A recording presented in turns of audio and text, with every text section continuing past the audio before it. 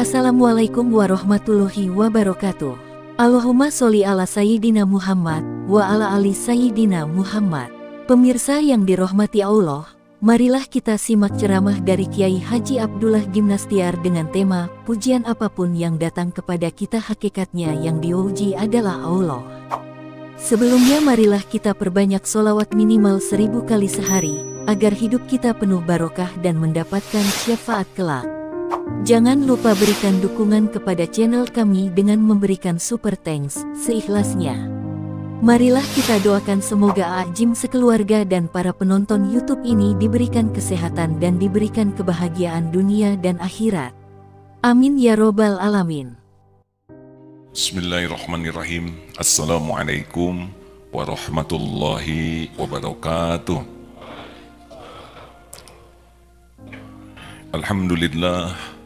Alhamdulillahilladzi anzala sakinah fi qulubil mu'minin liyajdadu imanan ma'a imanihim.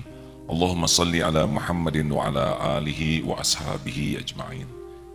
Sebelum dimulai, boleh bapak-bapak dan kaum ikhwan merapat ke depan supaya ada batas. Dek, dibantu petugas.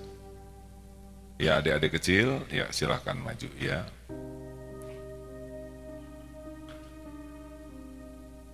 Terima kasih. Silakan nomor 145. Bismillahirrahmanirrahim. Kajian Al-Hikam nomor 145. Man akramaka innama akrama fika jamila sitrihi, falhamdu liman sataraka, laisal hamdu liman akramaka wa syakaraka. Siapa yang menghormati kepadamu, sebenarnya hanya menghormat keindahan tutup Allah kepadamu. Oleh karena itu, seharusnya pujian itu kepada Allah yang menutupi engkau, bukan kepada orang yang memuji dan terima kasih kepadamu. Kita dipuji, satu, karena Allah memberikan sesuatu kepada kita yang membuat orang memuji kita. Wah, penampilannya rupawan, pasti rupawan itu buatan Allah. Tidak pernah ada orang menciptakan dirinya sendiri. Wah, kamu cerdas, IQ-nya tinggi, pasti itu otak ciptaan Allah. Tidak ada orang yang menciptakan kecerdasannya sendiri. Wah, kamu terampil, badanmu kuat, pasti itu kekuatan Allah yang memberi. Karena tidak ada orang yang kuat kecuali dikuatkan oleh Allah. Pujian apapun yang datang kepada kita, pasti yang dipuji itu adalah karunia Allah. Satu. Dan yang kedua, mengapa kita dipuji orang? Yang kedua adalah karena Allah menutupi aib, dosa, kejelekan, kekurangan, kelemahan kita, sehingga orang lain tidak tahu siapa diri kita yang sebenar-benarnya. Jadi itulah yang menyebabkan dipuji, termasuk mengapa saudara mau mendengarkan yang sedang ceramah ini. Pasti dua hal itu yang membuat kita dihormati, kadang dipuji. Jadi bagaimana kalau ada yang memuji? Terserah Allah. Allah menggerakkan orang memuji kita, kita harus tahu bahwa kita sedang diuji, termakan tidak oleh pujian itu. Mau puji, mau caci kepada kita sama, yaitu itu ujian dari Allah. Orang memuji kita izin Allah, orang mencaci kita juga izin Allah. Dua-duanya bisa jadi kebaikan, dua-duanya bisa jadi keburukan, tergantung bagaimana kita menyikapinya. Orang yang mencaci kita, dia sudah dapat sendiri dari dosanya. Tapi kita bisa jadi dosa, bisa jadi pahala. Kalau ada orang yang mencaci kita, satu, kita syukur. Bukan kita yang punya takdir mencaci. Seperti kita kecopetan, kita harus syukur. Bukan kita yang jadi copetnya. Dua, dengan adanya yang menghina kita, kita bisa dapat ilmu. Betapa jeleknya perilaku orang yang menghina. Betapa sakitnya hati karena dilukai. Ini ilmu, ladang ilmu, berarti Allah sedang mengajari kita untuk tidak menghina orang lain. Itu kalau kita dihina orang, dicaci orang, itu Allah mengajari kita supaya kita tidak melakukan hal yang sama. Kita ditipu, sakit, jangan nipu. Ada orang ingkar janji, tidak enak, itu pelajaran dari Allah, supaya kita jangan melakukan keburukan yang sama.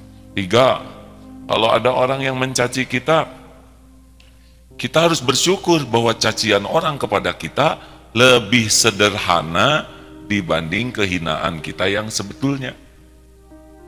Benarkah? Saudara pernah dengar dihina orang? Bandingkan dengan kehinaan diri kita yang tidak diketahui oleh orang yang menghina. Cetek sekali penghinaan orang dibanding kehinaan kita yang sesungguhnya. Berapa banyak orang yang berlumur dosa, matanya berzina, pikirannya kotor, hatinya busuk, hanya disebut, hei, kamu pelit.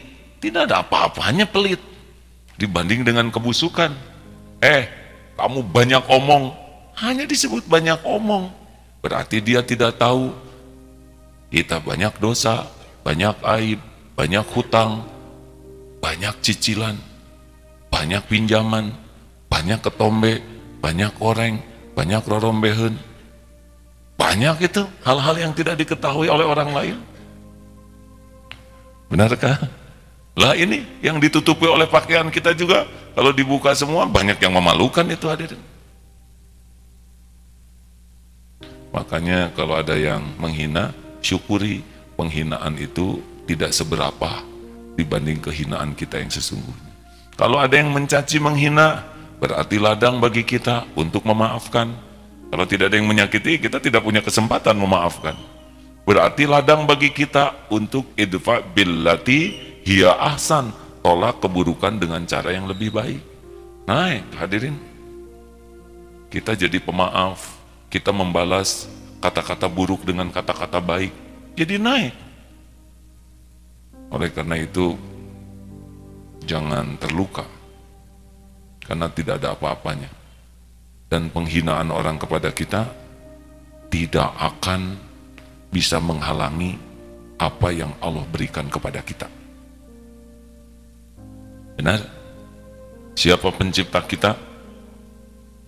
Siapa yang memberi rezeki kepada kita? Siapa yang mengangkat derajat? Siapa yang memberi hidayah?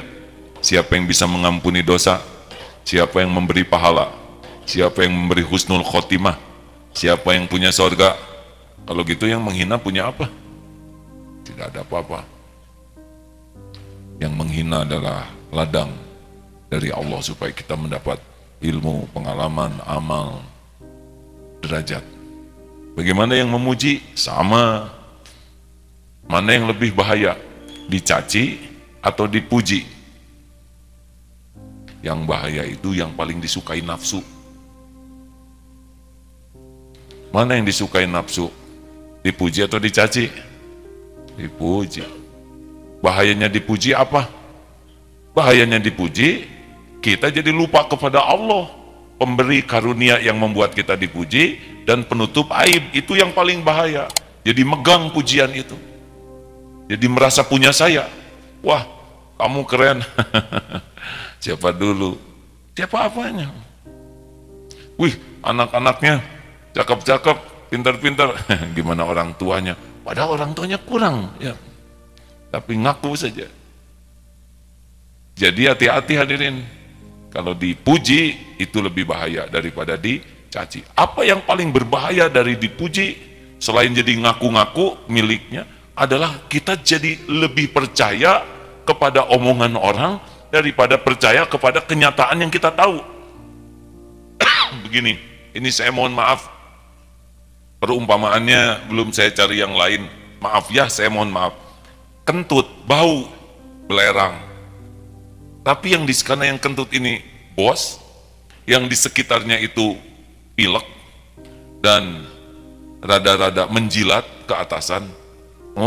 Gimana kentut saya? Enggak bos, nggak bau ah. Ada yang nyeletuk, malah harum melati bos. Melati kan, melati. Si bos jadi yakin bahwa dirinya tuh kentutnya harum. Padahal hidungnya sendiri mengatakan bau.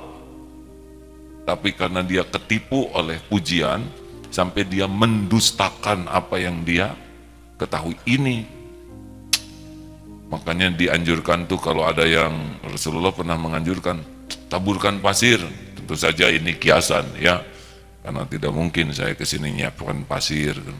Wah, ceramahnya berkesan. Hadirin, naluri kita ingin dicaci atau ingin dipuji? Nah, itu dia. Jadi kalau ada yang muji itu cocok dengan keinginan. Apakah ingin dipuji ini datang dari mana? Kan kita tidak ngerti kenapa kita ingin dipuji. Ingin dipuji itu Allah yang nanam pada diri kita. Loh, kalau gitu apa salahnya? Salahnya pengen dipuji siapa? Kalau ingin dipuji makhluk, cenderung jadi ria, jadi munafik. Orang yang senang dipuji makhluk itu biasanya yang dibagus-bagus casing. Pengen dipuji tidak salah, tapi ingin dipuji siapa, itu yang jadi masalah. Kalau ingin dipuji orang, terus kalau orang sudah muji gimana? Jawab, sekarang beli sesuatu bela-belain nyicil demi dipuji orang lain. Contoh sepeda lah ya, maaf, nanggung nih, saya lagi senang ngobrolin sepeda. Beli sepeda, santri nggak usah ngacung ya, saya jadi tahu yang nyicil. Ada yang nyicil tanpa bunga untuk bersepeda ke kantor, ada yang nyicil demi gaya. Sekarang kalau bagus sepedanya yang mahal nyicil, tetap kalau ngeboseh kita yang ngeboseh ya. Apa gara-gara dipuji yang muji ikut ngeboseh? Tidak. Yang muji ikut bayar cicilannya tidak. Wih, sepeda keren, nyumbang, itu tidak ada. Makanya hati-hati yang senang dipuji oleh manusia sampai tidak rasional. Nah, kalau mau dipuji, pindahkan ingin dipuji siapa? Allah. Kalau dipuji oleh Allah, dia dapat segala yang terbaik. Dipuji manusia hanya getaran udara. Puji, caci, ember jatuh sama, hanya getaran udara yang merambat ke telinga. Tidak ada apa-apanya. Rezeki kita tidak bertambah karena dipuji, derajat kita tidak naik karena dipuji manusia, karena pemilik segala karunia adalah Allah Subhanahu wa Ta'ala. Kenapa ya kok saya suka sakit hati kalau dihina? Karena pengen dipuji. Halo? Kenapa sakit hati kalau dihina? Iya, pengen dipuji makhluk begitu. Mau bahagia?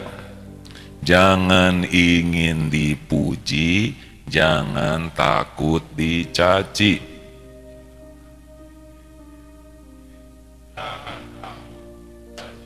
Wah, kalau gitu kita tidak berprestasi, kata siapa?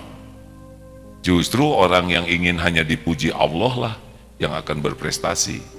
Orang tuh melihat topeng, Allah melihat hati dan amal. Bedanya orang yang senang dipuji Allah sangat berusaha menjaga hati dan memperbanyak meningkatkan kualitas amal. Kalau orang yang pengen dipuji orang pasti dunia tempatnya. Harta, gelar, pangkat, jabatan, penampilan, casing saja. Dan tidak ada cerita orang bahagia dengan casing. Orang bahagia itu dengan qalbun salim. Begitu? Kenapa pada mikir gini? Kalau gitu kita cuek dong dengan penilaian makhluk. Siapa yang nyuruh cuek? Tidak ada perintah cuek. Yang diperintahkan itu sibuk dengan penilaian Allah. Siapapun yang sibuk dengan penilaian Allah, pasti dia akan menggunakan standar terbaik. Karena Allah menilainya sampai ke hati terdalam. Boleh pakai pakaian yang indah, pakailah sepanjang berpakaian itu niat dan caranya sesuai dengan yang diperintahkan Allah. Di Darut Tauhid sedang dicanangkan bike for ibadah, bersepeda untuk ibadah. Ibadah itu syaratnya dua, niatnya benar, caranya juga benar. Maka niat bersepeda tidak boleh niat pamer sepeda, tapi gimana sepeda saya bagus? Ya nggak apa-apa sepeda bagus, kan yang jadi dosa bukan sepedanya, hatinya. Rasulullah juga kudanya bagus, untanya bagus, tapi tidak ada ria dan memang manfaat. Niatnya bagus, ikhlas, bukan untuk pamer kemampuan, bukan untuk pamer kekuatan, bukan untuk kelihatan jago tanjakan, bukan, itu tidak mudah hadirin. Bersepeda dengan hati ikhlas itu susah.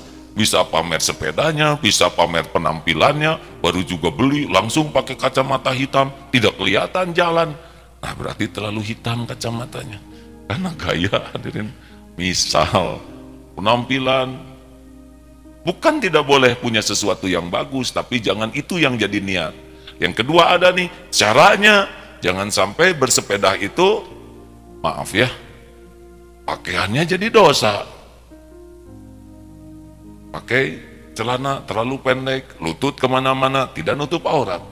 Harus, atau terlalu ketat. Ini juga tidak baik, dalam Islam kan tidak boleh. Terlalu ketat sehingga bikin kotor hati dirinya dan kotor hati orang lain. Juga di jalan, harus tertib, ngalangin orang, itu tidak baik. Mentang-mentang kita bersepeda, kemudian mengambil hak-hak orang lain, itu juga jadi dosa. Jadi bersepeda untuk jadi ibadah itu tergantung ingin dipuji siapa. Sepanjang jalan ada yang pakai headset, ada yang ngaji, ada yang murotal, ada juga lagu-lagu. Bagaimana caranya supaya bisa merubah? Bisa mati di jalan. Kalau brek misalkan takdirnya mati, apalah memang garisnya kita mati di jalan, apa yang sedang kita dengar? Hati-hati hadirin, jangan sampai kita mati pas tidak ingat ke Allah. Makanya kalau mau nanti bersepeda atau bermotor touring, udah ditambahkan yang bisa membuat ingat kepada Allah sepanjang jalan. Jadi dakwah, berhenti bersepeda, pungut sampah, berhenti bersepeda, beres-beres di lingkungannya, ke masjid, sholat duha, bagus kan? Berhenti bersepeda sambil istirahat, murojaah Quran, baca Quran, Masya Allah. Nah hadirin, kalau ingin dipuji orang, cenderung casing, ingin dipuji Allah, cenderung membersihkan hati dan meningkatkan kualitas kuantitas amal. Innallaha la yanzuru ila suwarikum wa amwalikum walakin yanzuru ila qulubikum wa amalikum. Begitu, ada yang akan tambahkan Ustaz? Sudah cukup tausiahnya?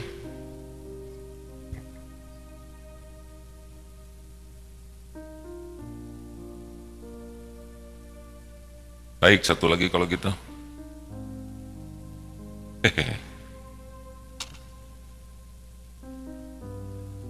Kalau melihat begini, semua berbaik sangka ya. Silakan. Selanjutnya, 146.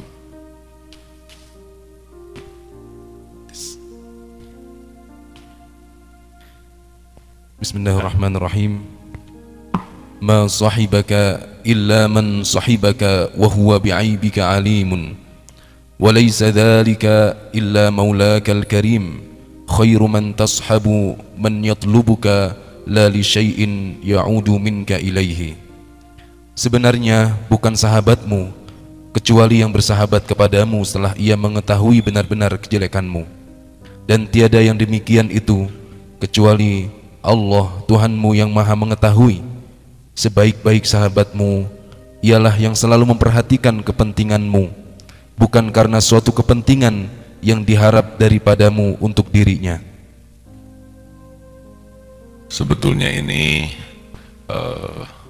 sahabat dalam tanda kutip ya, karena Allah Subhanahu wa Ta'ala Tuhan semesta alam, sedang kita adalah cuman makhluk kecil ciptaan Allah yang tidak ada apa-apanya. Ini hanya menunjukkan betapa Allah itu udah tahu keburukan kejelekan kita, tetap kita tuh dijaga, dicukupi, dilindungi, ditutup aib, diberi makan, minum, pakaian, diberikan pangkat, kedudukan, gelar, jabatan, dihargai orang, padahal Allah tahu seperti apa. Sholat kita jarang khusyuk, doa kita juga nggak ngerti, baca Quran jarang, sekalinya dibaca tidak paham, tapi masih sok pembaca Quran. Kita ke masjid juga, ke masjid ya ke masjid, tapi sholatnya tidak khusyuk, tapi merasa paling ahli masjid. banyaklah kebusukan kita. Mata berzina, pikiran kotor, harta banyak, tapi sedekah kita pelit sekali dibanding dengan melimpahnya harta yang Allah titipkan. Allah tahu persis kotornya pikiran, kotornya hati, dengki ke ini, enak ke sana, sebel ke situ, di sini tuh. Tapi Allah tetap tutupi, dan Allah beri kebaikan. Seperti pertemuan ini kan Allah yang ngatur. Didatangkan ke masjid, didatangkan ilmu, dikasih pahala, setiap melangkah digugurkan dosa, diturunkan malaikat rahmat. Masya Allah. Fabi ayyi ala'i rabbikuma tukadziban. Makanya hidup dibuat lebih sederhana saja, hadirin. Bagaimana hari-hari yang kita jalani agar kita semakin disukai Allah. Mau tahu cara yang paling pentingnya? Mau tahu? Belajar putus berharap dari selain Allah. Itu yang membuat kita tidak ikhlas tuh, karena kita berharap ingin dilihat kebaikan kita, ingin diakui, ingin dipuji, ingin dihargai, ingin dihormati, ingin disebut-sebut kebaikan kita, ingin dibalas budi, ingin diterima kasihi. Kita minta ke Allah, tapi hati kita ngarep-ngarep dari selain Allah. Itu yang membuat kita tidak serius menuhankan Allah. Padahal makhluk-makhluk yang kita harapkan itu tidak bisa apa-apa kecuali Allah yang menggerakkan, memberi manfaat. Kalaupun mereka ditakdirkan menghargai kita kalau memang itu tujuan dari amal kita, sudah hilang pahalanya. Makanya mutlak bagi kita bermujahadah untuk melepaskan hati ini dari bersandar, berharap, bergantung, dan takut kepada selain Allah. Harus dilatih. Terima kasih. Terima kasih DKM Masjid At-Taqwa Tangerang. Mana DKM At-Taqwa Tangerang? 12 orang. Adakah? 1, 2, cuma 2, 3, 4, 5. Oh, Pak Dadang. Assalamualaikum. Sahabat saya waktu SMP. Paling pintar, paling baik. Terima kasih. Jangan buka rahasia ya. Terima kasih dari Tangerang. SMP Eka Sakti Semarang 157. Mana? Masya Allah. Berapa bis nih? 3, bagus. Berarti ada yang 7 ya, kelewat ya. Haniftel Indonesia Jakarta 48. Mana Haniftel? Oh, kenapa di belakang pagar begitu? Ya, emang tiap orang takdirnya beda-beda ya. Apa Haniftel, Pak? Perusahaan alat komunikasi. Oh, alhamdulillah. Terima kasih. Kenapa ke sini? Penasaran ya? Ya, terima kasih hadirin. Baik, ada yang akan kita diskusikan, silakan. Cung, 1, 2. Akhwat ada? Ada 3. Baik, Ikhwan dulu. Boleh dibantu gilirannya Ikhwan, akhwat. Kenapa 3? Karena Allah tuh ganjil, witir, dan menyukai yang witir, ganjil. Silakan deh. Bismillahirrahmanirrahim. Assalamualaikum warahmatullahi wabarakatuh. Waalaikumsalam warahmatullahi wabarakatuh. Saya santri Aidin, santri APW, izin bertanya soal hati. Silakan. Jadi begini ceritanya. Ada seorang santri pada saat awal-awal dia nyantri di sini, saat sholat dia sering menangis, teringat dosa-dosanya pada Allah, pada orang tua, dan pada orang lain. Lalu lama setelah ia nyantri di sini, ada acara muhasabah bersama Birrul Walidain dan lain-lain. Dia nggak bisa menangis, hatinya juga tidak bergetar. Nah, pertanyaannya setelah dia analisis sendiri, dia tuh sering bertanya pada Allah, ya Allah, ada apa dengan hati ini kok bisa begini? Nah, timbul pertanyaan, apakah ini tandanya hatinya mati, ataukah ada kesombongan dengan intensitas ibadah yang lebih banyak sejak dia di sini? Seperti itu. Terima kasih. Ya, Allah tahu persis isi hati kita. Wa asiru qaulakum awijharu bih innahu alimum bidatis sudur. Al-Mulk ayat 13. Mau engkau rahasiakan kata-katamu, mau engkau zaharkan, keraskan, Allah tahu isi hati, ya, tidak bisa bohong. Nah, kenapa hati jadi keras? Udah pasti karena maksiat. Sudah pasti itu. Mungkin yang nampak-nampak zina mata, sering lihat sana, sepertinya ada kegiatan, tapi pura-pura ayo kita ke warung, padahal Allah tahu niatnya untuk matanya tidak terjaga. Memang baca Quran, tapi maksiat matanya intensif, tidak terjaga waktu obrolan. Bicara banyak, ujub, ria, takabur, pamer amal banyak. Makanya orang yang banyak bicara yang tidak manfaat, kecenderung hatinya keras. Sebetulnya setiap kali kita ketemu orang, kecenderungan akan jadi dosa itu ada. Tapi bukan berarti kita harus menjauh dari orang, karena dalam kesendirian pun bisa ujub. Kita tahajud sendirian, yang lain tidur. Ya Allah, saksikanlah, hanya hambamu ini yang bangun dan sujud. Ampuni mereka ya Allah, jangan diazab gitu. Padahal mereka dari tadi udah tahajud. Giliran mereka istirahat, saudara baru bangun. Itu pun menjelang azan ya. Tapi bisa ujub. Hari ini Senin Kemis, lihat ada yang minum, ya Allah, gak puasa dia, ampuni dia ya Rabb. Padahal dia saum Daud lah hadirin, tapi dia merasa beda. Itu dalam diam. Lagi diam, sebelah ada orang tua ngaji, Bismillah, Bismillah, hatinya kemana aja hati itu. Hidup lama ngaji gak benar, ya Allah, ya Allah. Memang disebut ya Allah, tapi sudah meremehkan. Padahal boleh jadi kakek itu membaca tuh dengan penuh kepedihan hati, malu ke Allah. Sedang kita tidak ingat ke Allah waktu baca Quran. Nah begitu hadirin. Dan ingat ya hadirin ya, tambah ilmu, tambah amal, peluang ujubnya lebih besar. Asli, makin kita banyak ilmunya, makin banyak amalnya, itu penyakit hati semakin tinggi itu. Kalau memang tidak punya program membersihkan hati. Oh serius hadirin, ini posisi saya begini, wah ini rentan sekali. Ujub, takabur, ria, oh rentan, sangat berbahaya. Makanya guru saya itu kalau menilai, pasti yang dinilai itu air mata tobat. Kalau sudah kering tuh, jarang nangis dengan asli. Kalau nangis di depan orang dengan nangis sendiri, yang asli itu yang nangis sendiri. Di depan orang kita bisa memaksakan diri, ya enggak?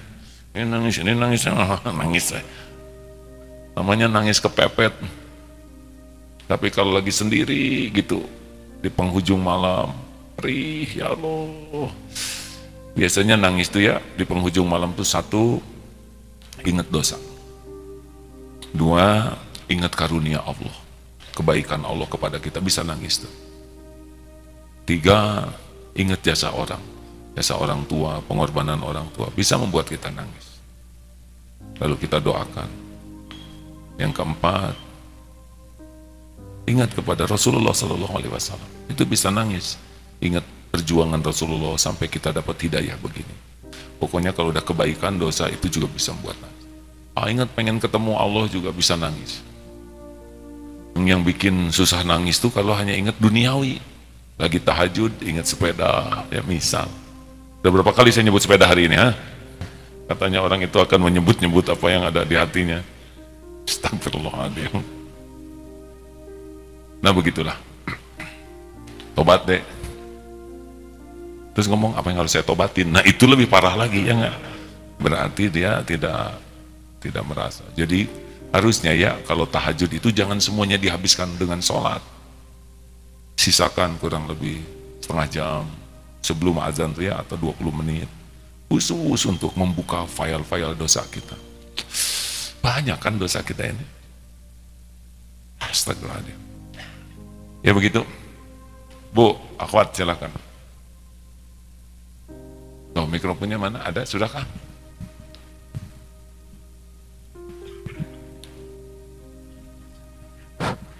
Assalamualaikum warahmatullahi wabarakatuh. Waalaikumsalam warahmatullahi wabarakatuh.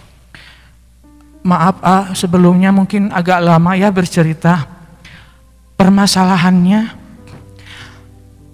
saya ketua yayasan sekaligus pimpinan pondok pesantren yang ditinggalkan oleh almarhum 10 bulan baru meninggal.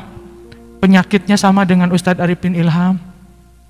Tapi saya juga adalah seorang pengusaha. Dulu tahun 2007-2013 saya 6.000 karyawan. ada bisnis di Pasar Tanah Abang, Tamrin City. Sekarang ketika almarhum meninggal, saya berusaha sekuat tenaga untuk menjadi seorang pimpinan di pondok pesantren, sekaligus ketua yayasan dan juga sebagai pimpinan perusahaan. Tetapi saya berusaha sekuat tenaga mendisiplinkan ustadz, guru, kepala sekolah dan semuanya. Tetapi ketika saya mengurus perusahaan ke Jakarta, santri banyak mengeluh.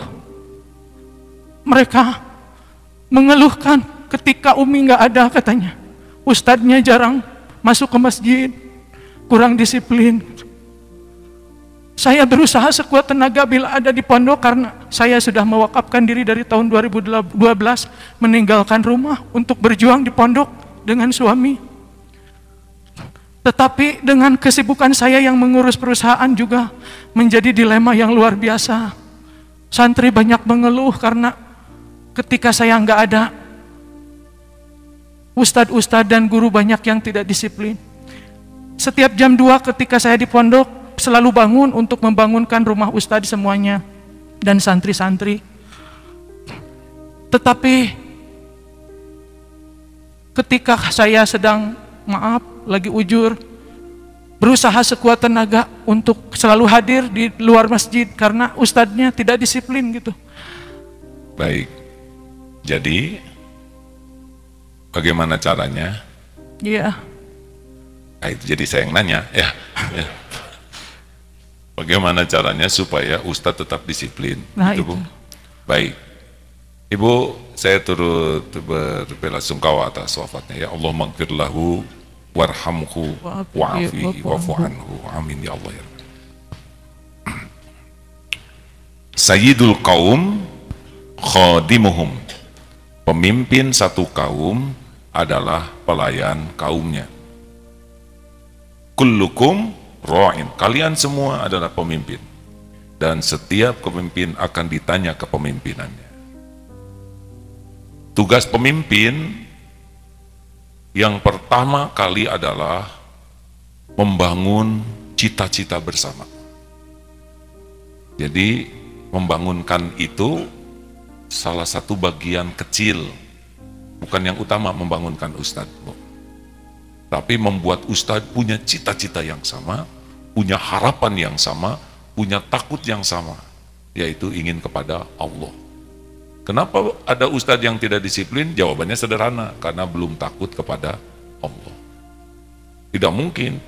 Ya alhamdulillah di sini ustadz izin Allah juga banyak ya. Tapi saya rasanya tidak membangunkan karena mereka bangunnya lebih dahulu dari saya, itu masalahnya.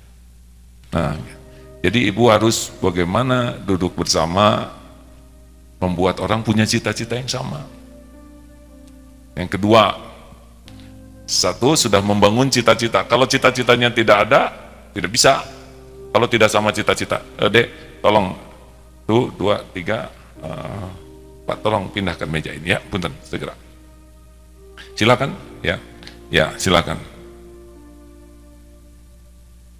Tuh, maksudnya ke sini Pak. Ya, begitulah hadirin. Makasih ya, maaf, ini hanya sekedar ilustrasi. Betapa kalau tidak tahu kemana Pak tarik-tarik, yang satu nggak jadi ngangkat, yang satu duduk, yang satu ngebenyeng ke sini, yang satu ngebenyeng begini, mirip ya Bu. Begitu. Kenapa? Karena tidak berhasil membuat satu visi yang sama. Harusnya jelas dulu. Saya ingin meja ini ada di samping saya. Ada yang bisa bantu? Ya, silakan dalam hitungan 3 ya. Bisa dipindahkan. Nah. Beneran loh. Karena dianggap simulasi lagi, hadirin gagal saya ini. Asli deh, ya udahlah nggak apa-apa. Yang kedua, bagaimana kita memotivasi? Karena sudah tahu, orang harus juga mau, bukan hanya tahu. Nah, itu seninya kepemimpinan. Di antaranya dengan keteladanan, dengan menyemangati punish and reward, ya, reward and punishment, diberikan hadiah, atau dia dapat sanksi. Ini seninya kepemimpinan. Nah, di sana yang ketiga harus menjaga, kan ini naik turun nih semangat ini. Tidak akan langsung sekali ceramah langsung soleh sedunia, kasihan penceramah ya, nggak ada lagi yang dengerin. Harus punya kemampuan, satu, membangun cita-cita bersama, menggerakkan orang menuju cita-cita bersama, betul? Nah, terus juga seorang pemimpin harus punya kemampuan yang dipimpinnya ini punya kemampuan yang sama dengan yang pemimpinnya. Bisa dipahami hadirin? Jadi saya tidak boleh hanya jadi sendirian pemimpin ini. Saya harus berusaha sebanyak mungkin orang punya kemampuan memimpin. Karena saya pasti mati, pasti nggak ada. Salah satu tanggung jawab kepemimpinan adalah membangun para pemimpin. Kesuksesan seorang pemimpin adalah bukan dia yang dipuji. Kesuksesan seorang pemimpin ketika semakin banyak lahir pemimpin-pemimpin baru yang juga terpuji. Itu Bu. Nah ini kerja keras seorang pemimpin. Ya. Iya, Pak. Jadi santri dan ustadz, guru-guru itu semua pada mengeluhkan, menginginkan ada figur yang mungkin seperti almarhum yang 24 jam gitu. Sedangkan saya cuma seorang perempuan yang sibuk dengan bisnis. Tadi saya udah cerita sama Pak Haji Gatot yang Ketua Yayasan Darut Tauhid. Saya ceritakan semuanya bagaimana kalau saya serahkan Al-Fasalam ini untuk dikelola gitu sama Pak Haji gitu. Pak Haji tadi siapa? Pak Haji Gatot tadi saya udah cerita pada beliau. Baik. Karena mungkin. Di mana Bu ini tempatnya Bu? Ya di Cianjur Pak. Ya Bu. Saya mengerti pasti berat lah ya. Berat Bu. Mengurus pesantren tidak seperti mengurus perusahaan. Banyak sekali pernak-perniknya. Apalagi di sini nih wajah, maaf ya hadirnya. Jadi Masya Allah. Apalagi boarding, pesantren kan boarding, betul tidak? Iya, SMP dan aliyahnya 24 jam. Eta apalagi Bu. Masa remaja itu masa yang paling indah, tapi rumit, pelik, dan bermasalah. Ya Bu, nanti coba didiskusikan bersama para pimpinan di Darut Tauhid, apa sinergi yang bisa dilakukan. Memang tidak mudah Bu. Ya, tapi kalau Allah menolong akan jadi mudah. Ibu mohon maaf ya kalau tadi jawaban saya tidak sesuai dengan yang Ibu perlukan. Ya, terima kasih. Assalamualaikum warahmatullahi wabarakatuh. Waalaikumsalam. Tadi nengok Jasmine, rumah sakit bersalin. Katanya ini ada ibu-ibu yang suaminya kenal ke AA, tapi baru meninggal dan istrinya akan melahirkan. Sesudah jumpa, kelihatan tenang. Gimana teh? Iya, suami saya yang nge-WA ke AA, istri hamil dan suami saya tertabrak motor, usianya 26 tahun. Ini saya sedang hamil dan sebentar lagi melahirkan. Saya lihat itu ya, auranya terus, cara berbicaranya. Teh, kenapa? Bukan kenapa. Teh, bagaimana dengan situasi ini? Ya, semuanya sudah takdirnya, sudah waktunya. Bisa menerima ini? Ya, saya bisa menerimanya. Memang dengan keimanan bisa lebih siap. Saya mohon maaf ya Bu ya, mudah-mudahan ada hikmahnya yang disampaikan barusan. Kita harus siap hadirin. Naik motor, hampir aja nyebut naik sepeda. Untung saya tahan naik motor, atau selain itu yang tidak ada mesinnya ya, bisa saja meninggal. Asli nih, dan meninggal tidak harus kita yang bikin salah. Bisa dari belakang, bisa terpleset, masuk. Siapa?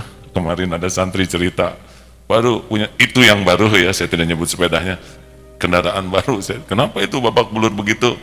Karena sedang mudun, saya rem. Saya kira itu rem belakang, ternyata rem depan. Ke depannya. Bayangkan, kita pengen rem pakem, dikasih yang pakem ngacelang hadirin. Betapa mudah bagi Allah tuh, tidak ada jago dalam hidup ini. Tidak ada yang jago, terampil, terlatih, yang asli sehingga bisa mengalihkan dari satu takdir ke takdir lain, tidak. Yang ada tuh cuma satu saja, karunia Allah semata. Makanya tidak boleh sok jago, sok ahli. Terakhir, tadi siapa yang ngacung? Maaf, silakan Pak. Ya, langsung Pak. Assalamualaikum warahmatullahi wabarakatuh. Waalaikumsalam warahmatullahi wabarakatuh. Terima kasih kami dari SMP Kasakti Banyumanik Semarang. Mudah-mudahan Semarang Pak. Masih ingat waktu mengisi kajian di Masjid Darut Tauhid. dan Hidayatullah. Nah, kami tidak jauh dari situ. Oh, Begini pertanyaan kami, mungkin tidak sesuai tema tapi mudah-mudahan bermanfaat. Terkait dengan bahwa hari ini kan kita tidak mungkin lepas dari HP ya. Mohon nasihat AA buat kami dan buat santri kami, siswa-siswa kami, supaya HP itu tidak menjadi tabungan dosa, tetapi menjadi pahala sekaligus memberikan manfaat yang banyak kepada kami semuanya. Mudah-mudahan ini didengarkan oleh santri-santri kami juga. Kami beserta 148 siswa dari sana menuju ke sini. Terima kasih. Assalamualaikum warahmatullahi wabarakatuh. Waalaikumsalam warahmatullahi wabarakatuh. Sambil mendengar pertanyaan ini, sambil saya berpikir menafakuri apa yang saya lakukan dengan HP yang baru saya sembunyikan ini. Ya, memang tidak bisa dipungkiri, zaman kita sekarang adalah sudah zaman teknologi. Beberapa tahun ke depan lagi, bisa jadi TV itu merupakan sesuatu barang yang aneh. Mungkin ada generasi yang sudah tidak lihat TV lagi. Begitu canggih, apalagi kalau nanti 5G ya, itu menjadi lebih canggih lagi, tidak ada blank spot dan sebagainya. Memang kalau tidak dengan ilmu agama yang benar, ini adalah sarana paling efektif untuk berbuat maksiat. Zaman saya SMA, mau maksiatnya rumit. Maaf ya. Mau ngaco itu tidak gampang, hadirin. Sekarang sekejap ada di sini, betul? Anak-anak bisa melihat apa yang paling tabu untuk dilihat. Pernah dapat kiriman video anak kecil tuh di samping ibunya berjilbab, anaknya begini, anak perempuan, deket matanya begini. Ternyata yang dilihat itu yang tidak layak sama sekali dilihat oleh siapapun. Dan anak itu tahu karena dia menyembunyikan. Kalau orang bikin salah kan tidak mau diketahui orang. Besar kemungkinan ini ibunya yang punya rekaman itu sehingga dilihat oleh anaknya. Ibunya ngobrol saja begitu enak. Di samping anaknya yang saya kira balita itu. Jadi mungkin yang harus dilakukan pertama adalah sebelum menasehati orang lain, bagaimana perilaku kita dengan HP ini. Saya nih, guru-guru, para orang tua, jangan sampai kita nuntut anak pada saat yang sama kita memberi contoh. Kenapa ceramah bawa HP? Karena di sini banyak dalil-dalilnya. Profesor Google yang bantu ya. Jadi begini langsung keluar dalilnya. Banyak hal yang manfaat, sangat banyak. Tapi dalam saat yang sama maksiat banyak. Jadi mungkin saran saya Pak Guru, Bapak dan guru-guru, ajak juga para orang tua untuk mengevaluasi perilaku. Karena kita tidak akan punya power di dalam menasehati anak didik kalau kita melakukan hal yang sama, salahnya. Asli nih hadirin. Coba, sing sabar kalian. Innallaha ma'asobirin. Jangan marah-marah. La takdob walakal jannah. Rasul tuh nggak pernah marah-marah, tahu?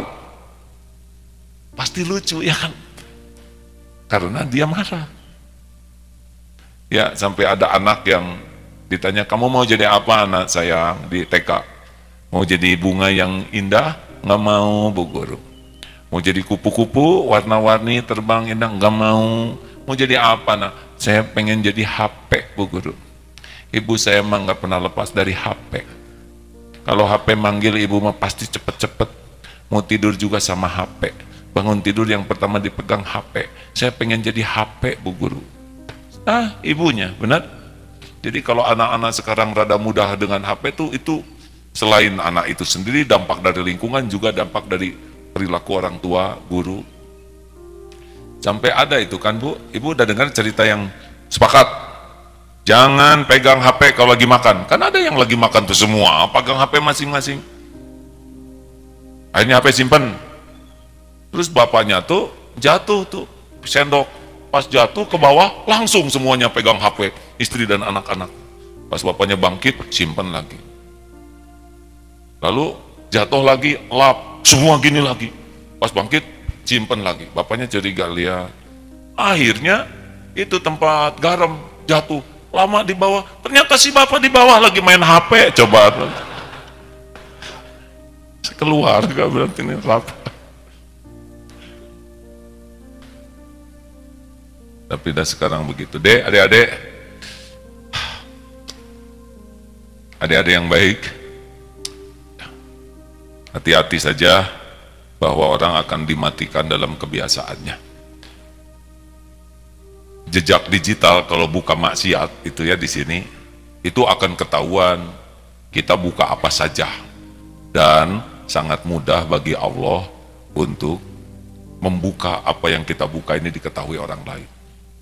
Gak bisa kita jago. Misal ada tuh yang kisah nyata, anak perempuannya tuh ya begitulah, banyak membuka yang tidak baik, chatting dengan seseorang, lah lagi chatting ketiduran, ibunya mau memperbaiki anak remaja ini, masuk ternyata telepon dari yang tidak senonoh dari kawan, akhirnya ketahuan, dan itu Allah yang membuka.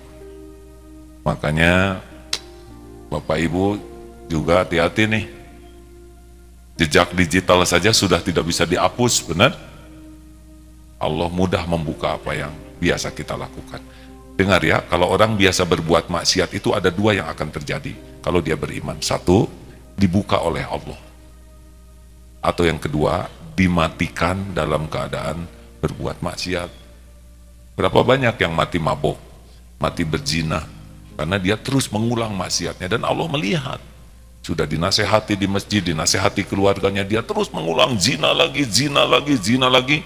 Dua pilihannya, kalau ada umur dibuka, dia lagi berbuat maksiat, atau dimatikan sekaligus dalam keadaan maksiat. Nauzubillahi min dzalik. Ini kalau Allah mau membuka aib, Pak, tinggal kan ada tuh seorang kepala desa, dia berbuat mesum, potret, dia sembunyikan, rusak HP-nya, diperbaiki oleh tukang servis, sebar, kebuka semuanya. Ya Allah tinggal bikin rusak ini, benar? Hati-hati juga kepada orang tua yang kalau zaman dulu suka ada video-video disimpan di lemari. Ingat ya, kalau meninggal tidak sempat beres-beres. Asli nih hadirin, pas meninggal, oh Bapak DKM, hari di masjid DKM, di rumah ngeres, nggak sempat ngerapi-rapi. Langsung mau di-delete sekarang ya. Ada lagi yang ini kejadian saya baca di internet, ada orang yang langganan video yang tidak senonoh, lalu dia otomatis forward ke teman-temannya yang suka juga tayangan gambar yang haram. Sudah gitu mati tuh yang pesen ini, sedangkan langganan itu belum berhenti, orangnya sudah mati, dosanya ngalir terus. Sampai yang dapat kiriman, aduh dia sudah mati, mesumnya masih ngirim. Sudah dimatikan dalam keadaan aib, dosanya masih mengalir. Harus disiplin deh. Allah mah melihat apa yang kita lihat, itulah minimal ya. Mudah-mudahan tidak sampai kita mati, tapi diberi kesempatan tobat dan memperbaiki diri.